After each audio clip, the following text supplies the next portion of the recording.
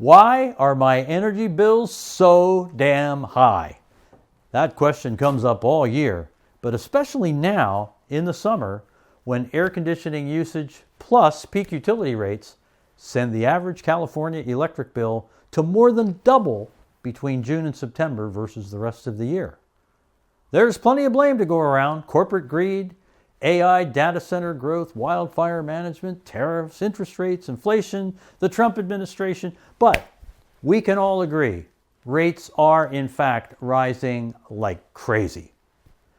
Since 2014, PG&E is up 127%. San Diego plus 72%. Statewide over 90%. Well, the average inflation rate was around 3% during the same period, which pegs electric rates at least 3 times the rate of inflation. So what's the future hold? And what role does or can solar play in reducing or increasing energy costs? I'm Billy B, and it's all straight ahead on this edition of Unplugged California. To clear the air, we welcome Walker Wright, the VP of Policy at Sunrun, the nation's largest home solar and storage provider. Walker shared his views on the guiding hand behind the recent legislative and courtroom solar victories, such as the protection of solar rights for existing customers through AB 942, and the recent California Supreme Court rebuke on the legality of NEM 3.0. One of the aspects of the solar industry that I've enjoyed for the last 15 years is that our industry is one in which the consumers of the product very much feel like they're an advocate for the product. And that's very unique in politics and in the policy world in general, where there are hundreds of thousands of people who constantly wake up every day and they look at the solar system on their roof, they look at the solar system at their school, and they feel proud to be a part of something, and there's an emotional connection to solar in the way that there simply isn't in most environmental or legislative views. And now the next extension of that is that they're generating their own clean power, they're storing their own clean power, and they're using it when it matters most, and then also able to inject that power back into the grid when the grid needs it most. Recent arguments to curtail solar in California have centered upon the concept of cost shifting, that solar customers raise electricity prices for ratepayers unable to afford the high cost of solar and battery storage. The cost shift argument is nothing new.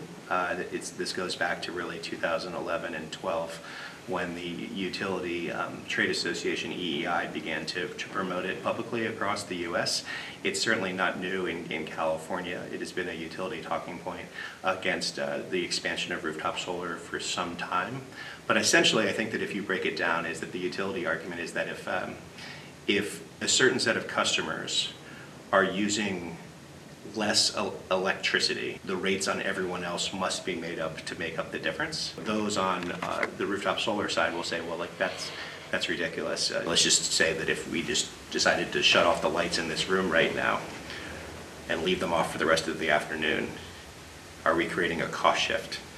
Are we forcing PG&E to raise the rates on everyone else to make up the difference? Rising energy costs are, in fact, a political hot button. And while the utility finger points to solar as part of the problem, the solar industry sees it, not surprisingly, very differently.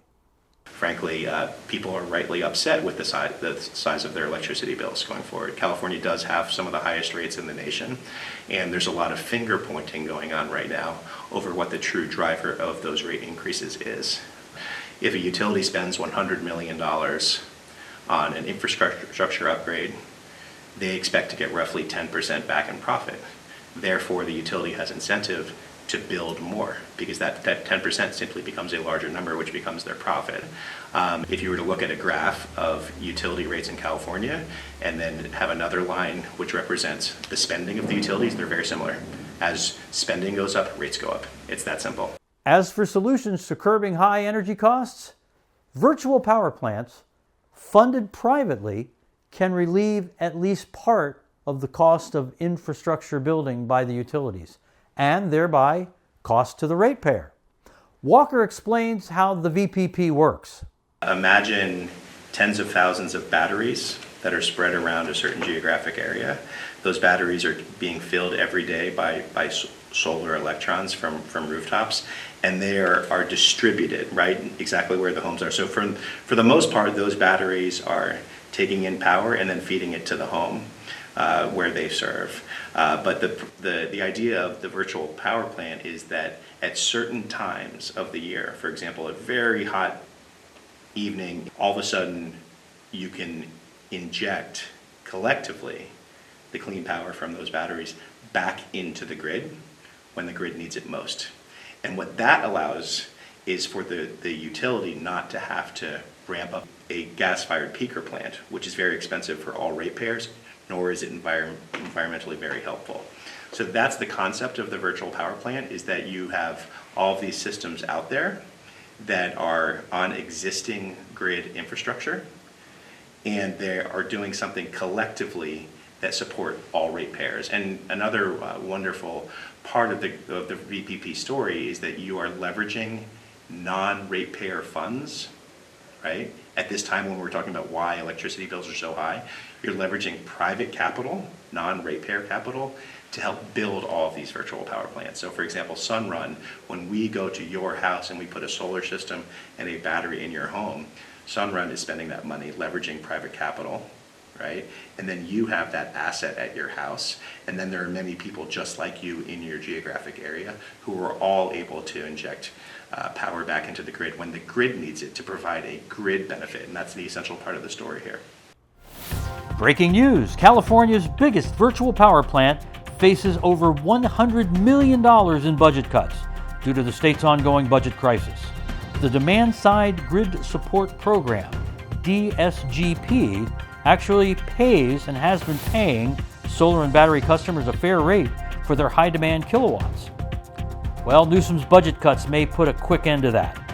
Yet independent research from the Brattle Group shows that VPPs can actually provide savings of up to $206 million over the next 3 years by simply tapping home battery storage.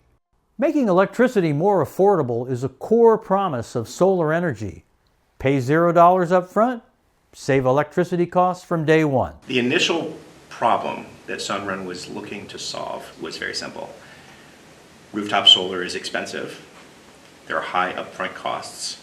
In the old days, before Sunrun came up with the concept of the residential PPA, that customer had to come up with, out of their pocket, $20,000 or $25,000 or $30,000 to be able to go solar. They would then need to make that investment, and over time they would get a quote-unquote payback, meaning that their smaller electricity bills after having solar would be smaller enough to the point that over time they would say that I've recouped my investment. Now, where Sunrun is unique in the solar industry, and their impact from going back to 2007 was this customer should not have to pay anything up front. They should receive the solar system on their roof, and now today it's a solar plus a battery system.